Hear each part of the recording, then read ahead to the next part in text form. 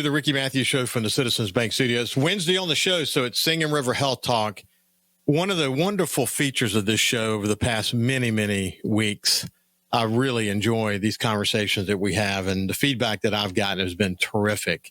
And today will be no exception. Today, we're going to be joined by Dr. Ijlal Babar.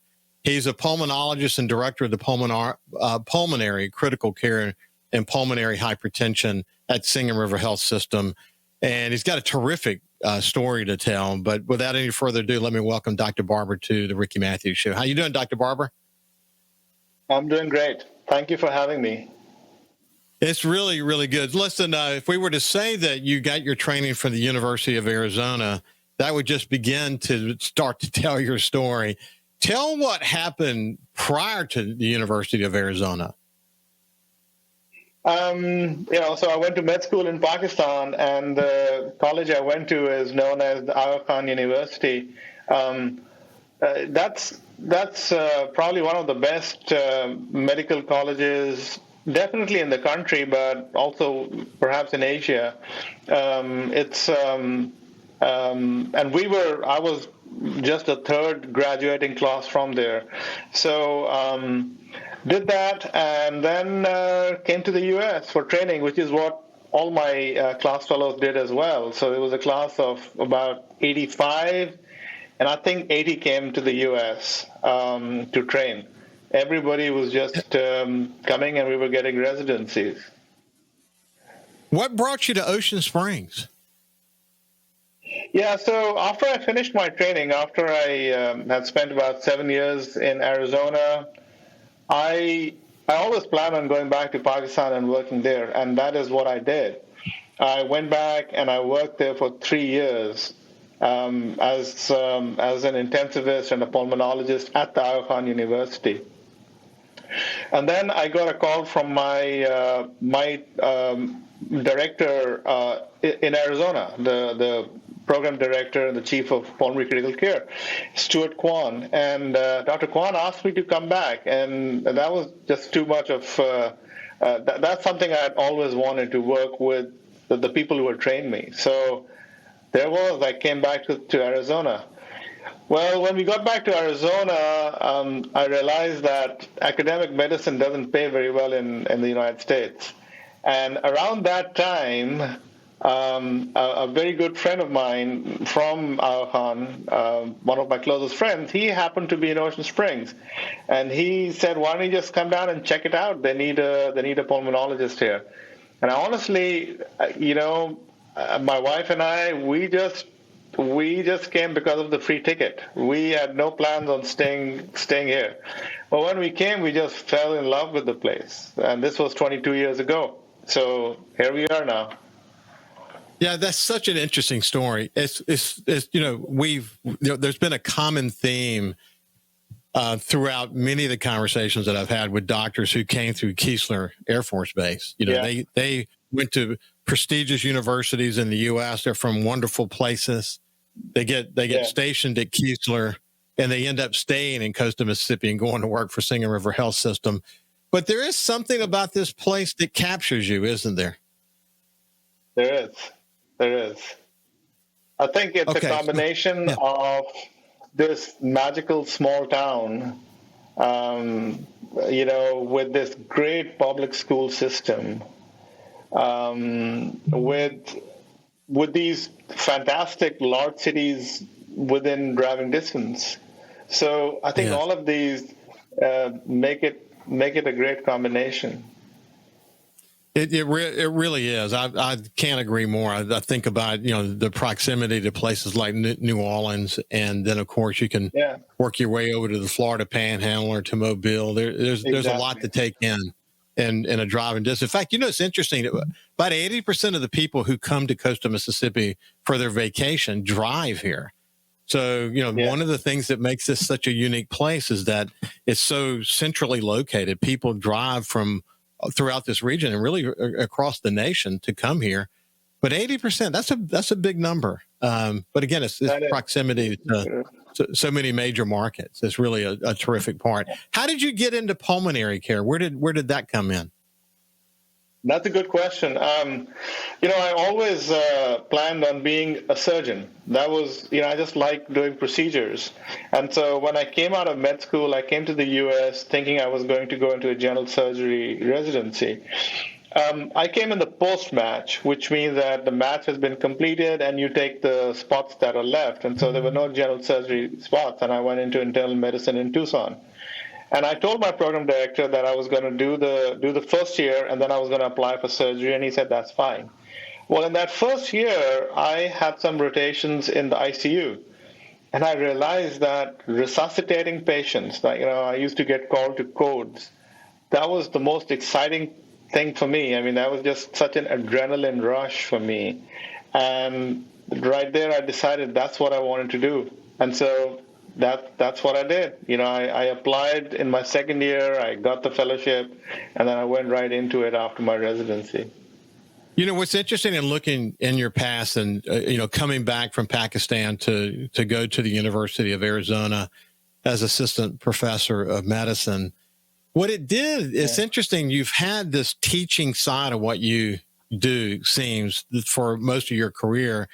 And I mean, that's been kind of crucial if you think about the influence that you've had on clinical trials and research initiatives that have actually taken place at Singing River. In fact, I'll have to mention that at one point I had the opportunity, I was invited to come over during COVID to see the challenges that you guys were facing during COVID. But talking about building capacity at Singing River Health System, you've been involved in that in a big way, haven't you?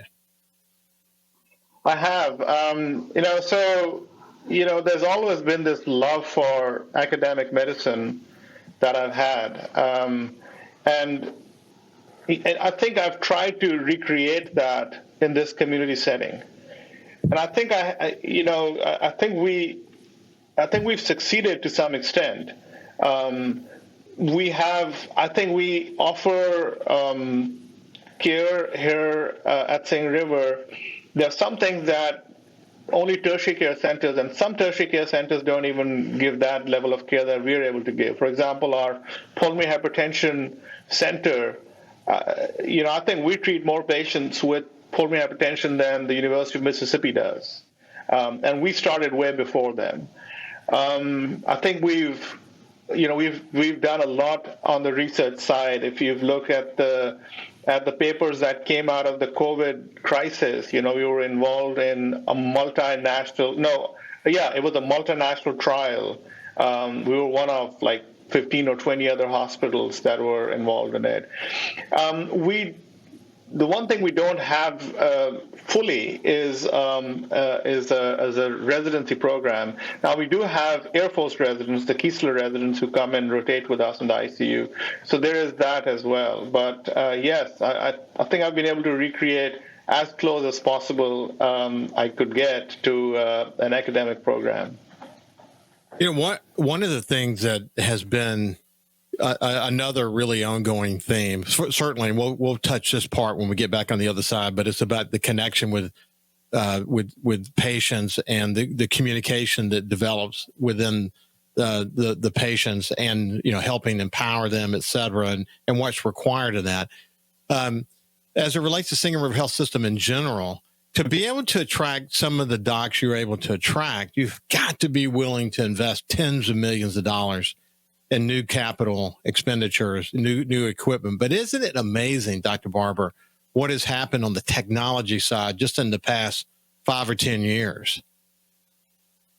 You're absolutely right, Ricky. I mean, 10 or 15 years ago, as far as diagnosing lung cancer, we couldn't, with the bronchoscope, which is that camera we put into the lungs, we couldn't really get a reliable diagnosis unless the lesion was at least 3 centimeters in size. Today, using robotic bronchoscopy, we can get to lesions that are less than a centimeter. So I'm talking about 7-8 millimeter lesions that we can get to and diagnose as lung cancers. And as far as attracting other physicians, the amount of money you give them is important. But people also look at how their career is going to develop as they go forward, especially people who are coming fresh out of residency or fellowship. And I think that's what they see in our program. They see tertiary care level medicine that they can practice in a community setting, get all the benefits of living in a small community and get paid fairly well and practice, cutting edge medicine. Yeah, it is. It is an amazing thing. I've had the opportunity to visit with Dr. Roth on this show more than once, and the kind of culture that he's working to build there around what you just said. It's a pretty powerful thing. Hey, when we come back on the other side, we'll continue our conversation with Dr. Babar and talk about what is pulmonary hypertension. I want to get into some of the details as it relates to that, but we'll see you after this break. Welcome back to the Ricky Matthews Show from the Citizens Bank Studio, where we're in the second half of a Wednesday show, and this is the second part of our conversation for Singing River Health Talk. And we're going to get in with meeting with Dr. Babar today. He's a leader in the pulmonary realm at Singing River Health System. And as you saw from the beginning of the conversation, there's a lot there. Then one of the things that you mentioned was the ability with technology to be able to diagnose cancer early. And I think it's important to let's spend a little bit of time talking about early detection. That seems to be, it often is a part of the conversation I'm having with each of the physicians, but it's true that early detection creates a much better outcome. So for someone who's thinking about this, let's talk a little bit about some of the screenings that can be done. Sure. In